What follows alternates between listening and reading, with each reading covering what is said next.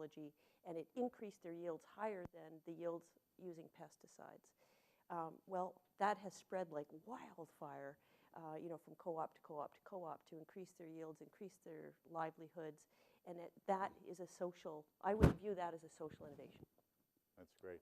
I want to jump in terms of, we often hear we're in a technologically driven age, right? But your research seems to put the people in that picture in a big way, and the networked and how this is being used, kind of connecting to what Tracey's saying.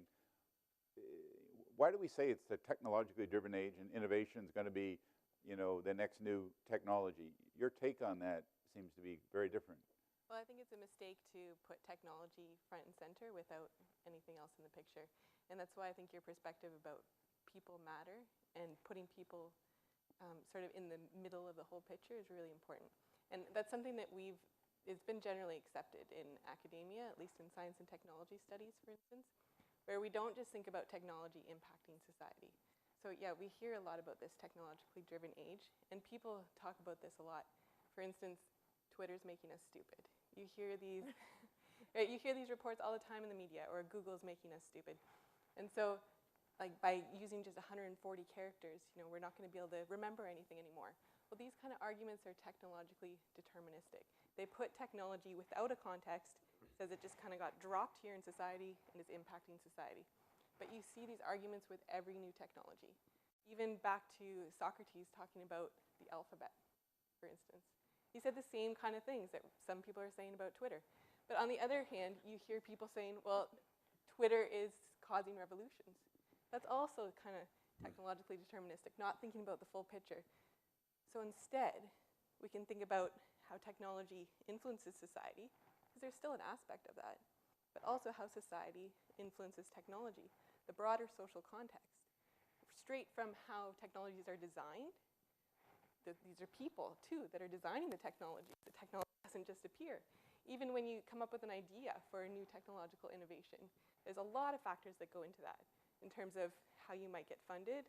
One project might be successful and another project might not, in terms of who the stakeholders might be, straight through to how the project or the product is marketed, right down to the users itself. So I think people talk a lot about social media as holding a lot of promise. And when we talk about social innovation, people say, well, social media is a driving force for social change. And I'm optimistic, and I always have to kind of tie down my optimism, because I like to believe that too. And currently I'm working with nonprofits in the anti-violence sector. And so there's a lot of work to do around gender-based violence. If we think about the recent Amanda Todd example and bullying that's going on, and how technology influenced what happened there, but also the sort of broader social context.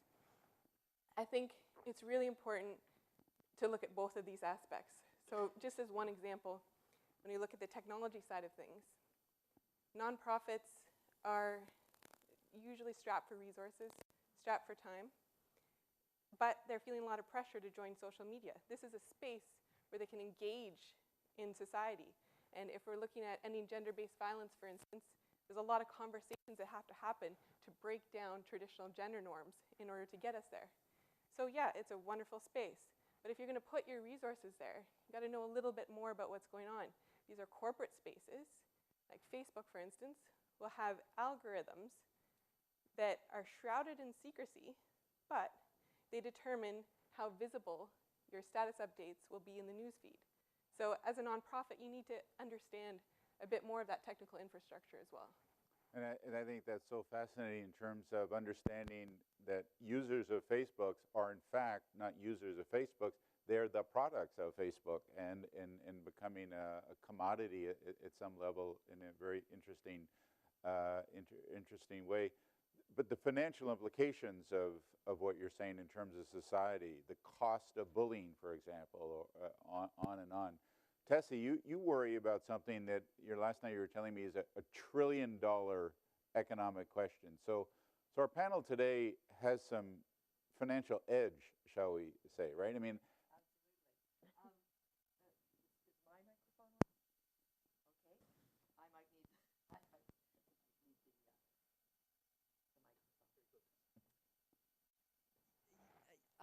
it's interesting because the area that I'm working in has a high degree of social innovation.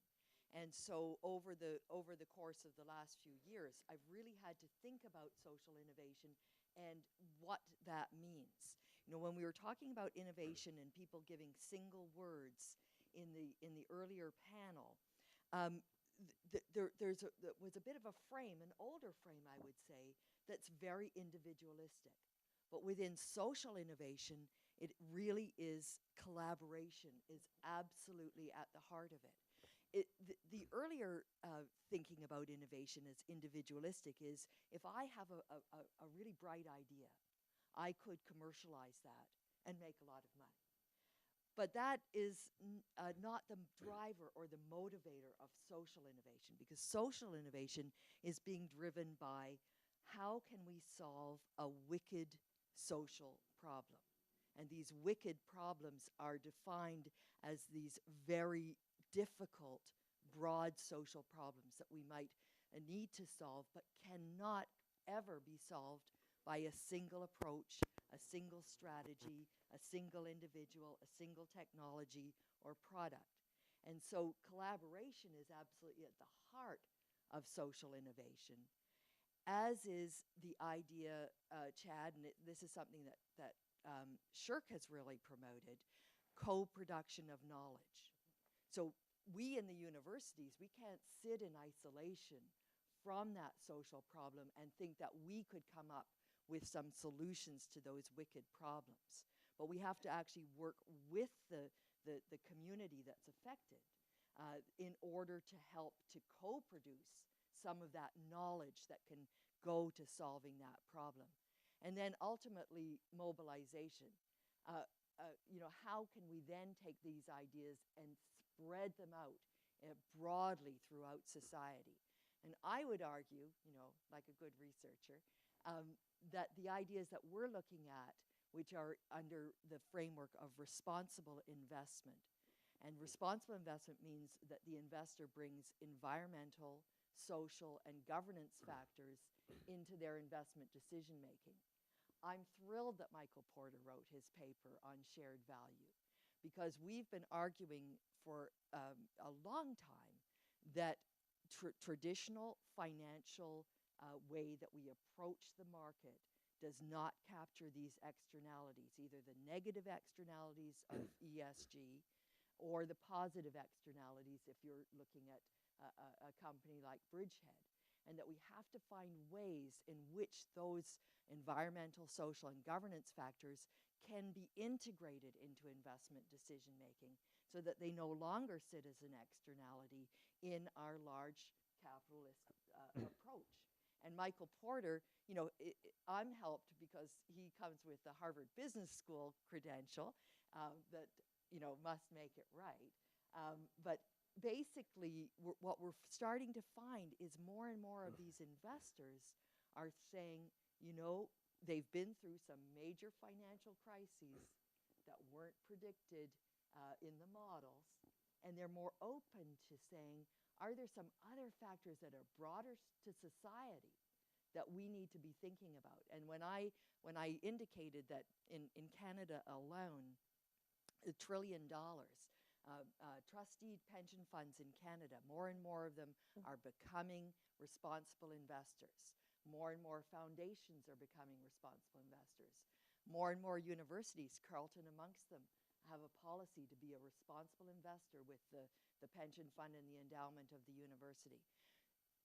Globally, $30 trillion of assets under management have signed a set of UN principles to be responsible investors.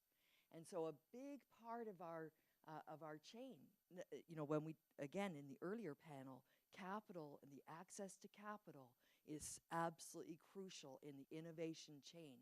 And when capital is thinking about what used to be an externality and now integrating that social and environmental and governance into those decisions, it has this potential to really move us on a broad social agenda. And it's such a different way of thinking, right? Because it seems to me it used to be that I guess the time issue, if you want to be financially, economically successful over a longer period, the way to do it is to interrelate directly what your company's trying to do with the impact and how that's playing out in the larger society. And, we think about what caused 2008. That was a great innovation, right? All those financial, that was a great innovation, really. And so I think it had to do a little bit with thinking about innovation as not in and of itself a good thing, but rather innovation for what purpose. And Porter, what he says, he talks about the solution lies in this principle of shared value, which involves creating economic value in a way that also creates value for society. And so in other words, it's not that we're learning to be nicer people, and so on. No, it's that if we want long-term success as investors, as companies, and so on, as societies, we've got to embrace the notion that it's interrelated, and I think that's what's such an interesting twist on what I think it really changes the 1980s, 1990s thrust of really how universities were going to help make a better world, how on and on. It's a new paradigm, which is interesting, and getting traction now, right? But there are obviously obstacles. So why isn't this, why do we still think about social innovation as something separate? Think about it as adding to, right? We still, my sense at least, we still have some work to do. No, are we there yet? When you no. No, and I think this is still early days for the investment side, and I think the group, the hub that I'm involved with, is intended to be an incubator for social enterprises. That's a very explicit component of what this incubator membership, they have to demonstrate that there's a social good. And there are some wonderful ideas.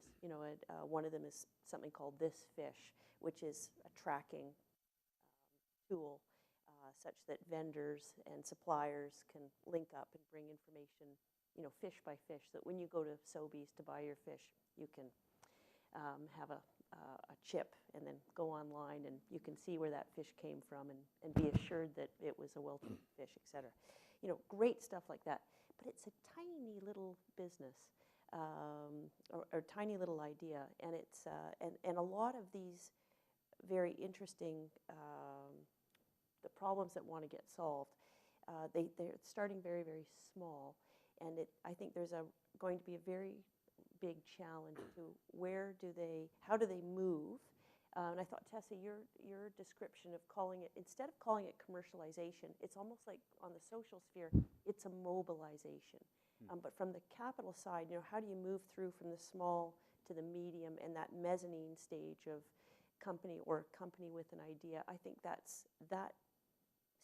middle stage is going to be very, very challenging to move through. We want to open this up pretty soon, but let's see, going down the line here.